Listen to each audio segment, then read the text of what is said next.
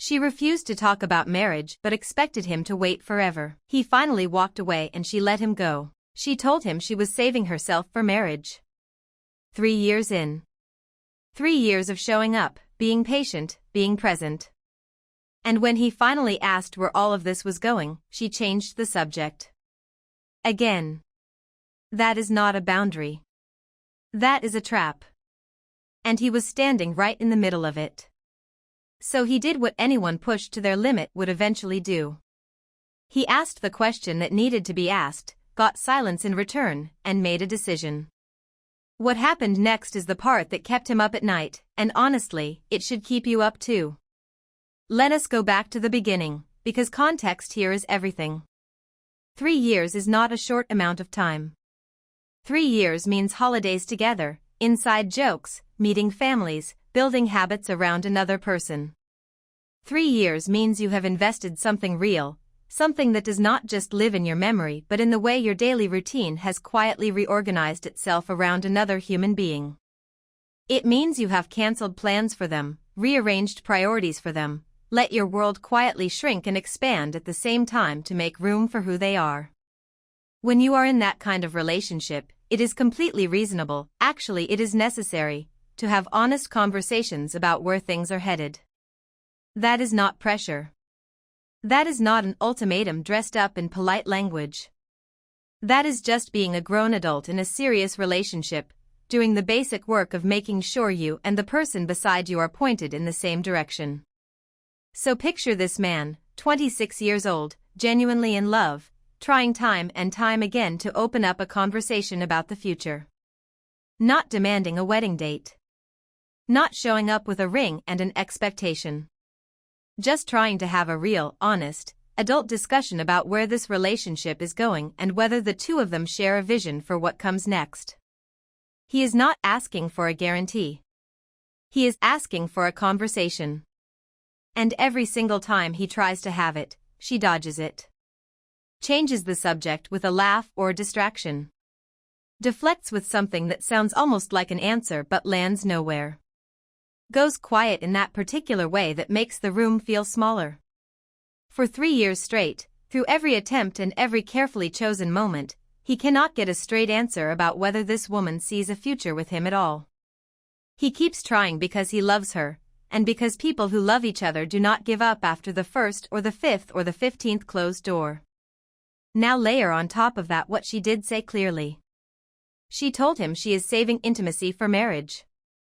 She stated that openly, with conviction, in the kind of tone that signals this is not up for debate and she has thought about it for a long time. And look, that is her right. That is a completely valid personal choice and nobody should be shamed for it, mocked for it, or pressured out of it. A person's decision about their own body and their own values deserves to be respected without negotiation. But here is where the story gets complicated, because that statement does not exist in a vacuum. It exists inside a relationship where the word marriage has never once been allowed to land on the table long enough to be examined. She has drawn a line around one thing and refused to discuss the only thing that crosses it. Think about what that combination actually communicates to the person on the other side of it. She is telling him that the physical relationship they can have is gated behind a commitment she refuses to discuss. That is not just a boundary around intimacy. That is a situation where the path forward is completely blocked and the map has been put away somewhere he is not allowed to look. He cannot move toward her because she will not let him see where the destination is or whether she even wants him to arrive there. Every time he tries to find the road, she folds it up and talks about something else. And after 3 years of that specific, exhausting, disorienting experience, he finally said enough. Not with anger. Not dramatically. Just with the quiet, heavy certainty of someone who has run out of ways to keep waiting for something that may never come. The frustration he describes is not irrational. It is not him being impatient or pushy or disrespectful of her choices. It is the completely natural and deeply human result of being kept in a holding pattern by someone who will not give you a landing signal. You cannot build a life with someone who refuses to talk about the life you are building.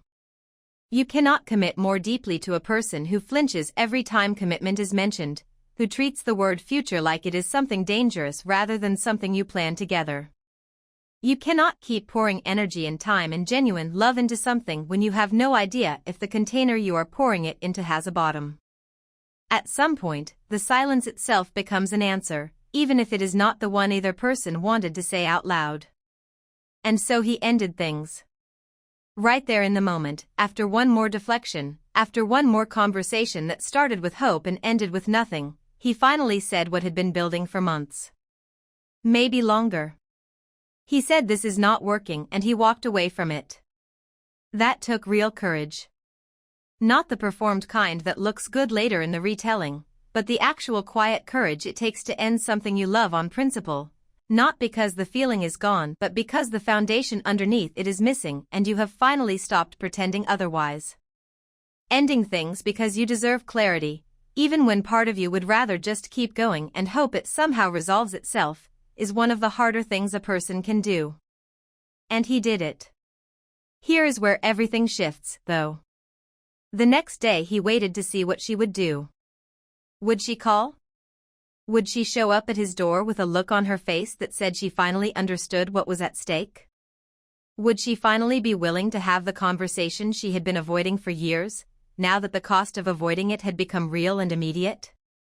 He sat with that uncertainty, probably checking his phone more than he wanted to admit, probably rehearsing what he might say if she reached out. None of that happened. She did not fight for it. She did not panic or cry or appear on his doorstep with anything to say.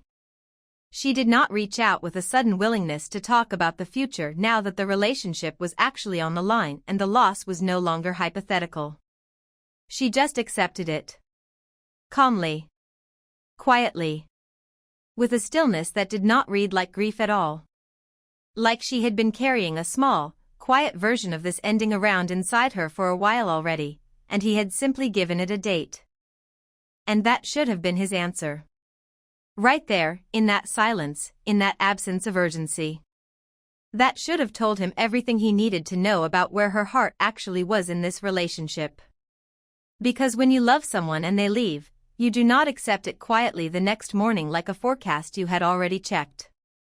You feel the floor fall out from underneath you. You feel it in your stomach before you feel it anywhere else.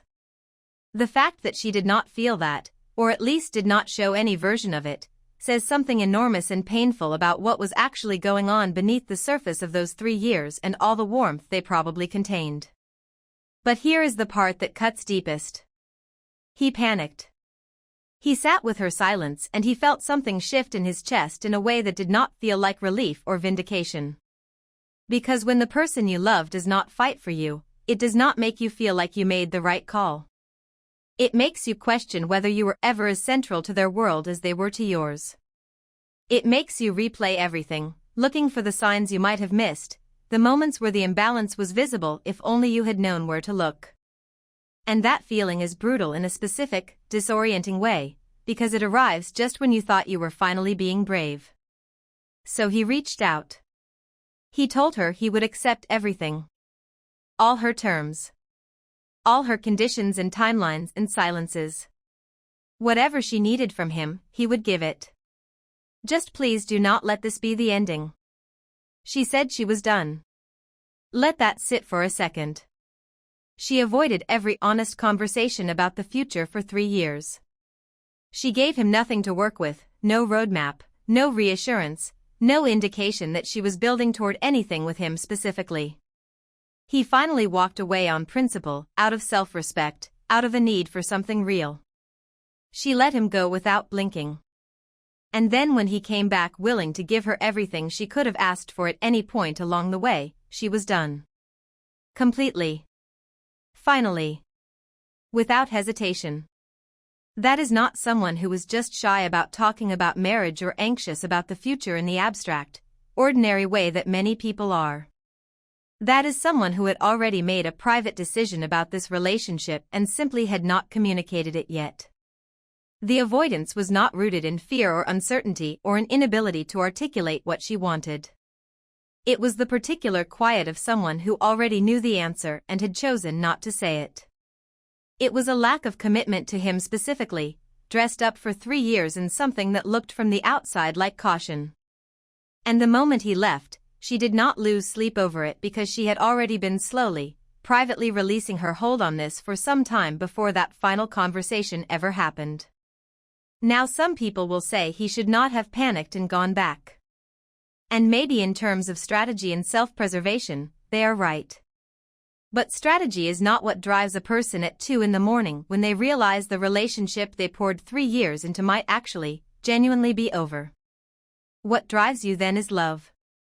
Raw, unstrategic, occasionally humiliating love that does not care how it looks from the outside because it is not performing for anyone. It is just trying not to lose something it values. So no, he should not be embarrassed for reaching back out. He should be proud that when it mattered and when it hurt, he was honest about what he wanted. He said the true thing. The outcome was painful, but the impulse was genuine, and genuine is always worth something even when it does not get the response it deserves. Here is the verdict, and it is not a gentle one. He did not ruin things. He did not even end things in any meaningful sense. The relationship ended the moment she decided, quietly and privately, that he was not the person she was building toward. Everything after that was just time passing while she waited for either something to change or for the inevitable to arrive in whatever form it took. He just happened to be the one who finally said it out loud, who forced the ending into the open instead of letting it continue to live in the silence between them. He stood up for something real. He asked for communication, clarity, and honesty in a long-term relationship. Those are not outrageous demands. Those are not signs of impatience or instability. Those are the bare minimum conditions for a healthy partnership between two people who are supposed to be facing the same direction. The fact that asking for those things caused her to let him walk away without a fight tells you everything you need to know about the health of what they had and what she was actually willing to give. And if there is one thing he needs to carry forward from this, it is that her willingness to let him go so easily is not a reflection of his worth. It is not evidence that he asked for too much or loved too loudly or pushed when he should have waited. It is a reflection of where her head and heart were in this relationship, and that was never something he had the power to change by being more patient or more accommodating or more quiet about what he needed. He loved her loudly and honestly, right up to the end and even a little past it. That is not something to be ashamed of. That is actually something to be proud of. He will find someone who can meet that energy. Someone who does not just dodge the future but runs toward it alongside him. He bought her mom flowers but refused to pay the bill. Now his girlfriend says he embarrassed her. He showed up. He bought flowers. He sat through a family dinner he did not even want to attend. And somehow, he walked away as the villain of the evening. All because he did not reach for the check. Let us be extremely clear about what actually happened here before we start handing out blame. A man was invited to his girlfriend's family Mother's Day celebration. Not his family. Hers. A dinner for her mother, who has a husband sitting right there at the same table, a man whose entire role in that family structure is built around being her partner and provider for these kinds of moments. And somehow the expectation was that the boyfriend of 1 year should be the one to pull out his card and cover the bill for everyone. Think about that for a second. He is still in the phase of the relationship where you remember to be on your best behavior, where you are still learning how everyone takes their coffee and what topics to avoid at the dinner table. He is not a son-in-law. He is not even an official anything yet. He is a boyfriend. And a relatively new one at that. Here is what makes this even more interesting. Earlier that same day, they went out for his mother. And he paid. He covered the meal for his own mother because she is his mom and that is his responsibility and that is how most reasonable people think about these things. He did not ask his girlfriend to split it or contribute or take on any portion of that cost. He handled it. Because it was his family, his celebration, his financial responsibility to step up for. He probably did not even think twice about it. You pay for your people. That is just what you do. He picked up the check, maybe smiled at his mom across the table, and felt good about doing something kind for the woman who raised him. That is a normal, healthy instinct. So the logic he is operating on is completely consistent. His family, his bill. Her family, her family's bill. That is not a radical framework. That is a pretty sensible and symmetrical way to approach two separate family obligations on the same day. He applied the same rule twice and it landed him in completely opposite emotional territory depending on which side of the table he was sitting on. That asymmetry says more about unspoken expectations than it says about him. Now let us talk about what his girlfriend actually said to him afterward. She told him it was embarrassing. Not confusing. Not disappointing. Embarrassing. That is a loaded word and it is worth unpacking. Embarrassing implies that other people noticed and judged. It implies that her family was watching and formed an opinion about him based on this moment. It implies that his failure to pay reflected something about his character in front of the people whose opinion of him presumably matters to her. That is a lot of weight to put on a check at a casual Mother's Day dinner. And it probably landed on him like a gut punch, because he genuinely thought he had done well. He brought flowers. He showed up. He made conversation. He was present and engaged and trying. And then he sat in the car afterward and was told that none of that mattered because of one moment at the end of the night when the bill arrived and he did not move fast enough. But here is the thing. If the expectation was that he would pay, why was he never told that before they walked into the restaurant? If this is a cultural norm in her family, or if this is simply what she expected from a boyfriend in this situation, that conversation needed to happen in the car on the way there. Not after the fact in the form of the word embarrassing.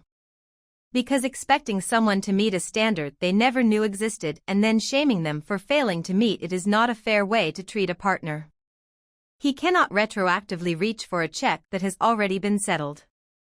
What she is really doing by bringing it up this way is telling him he failed a test she never told him he was taking. He also bought her mother flowers.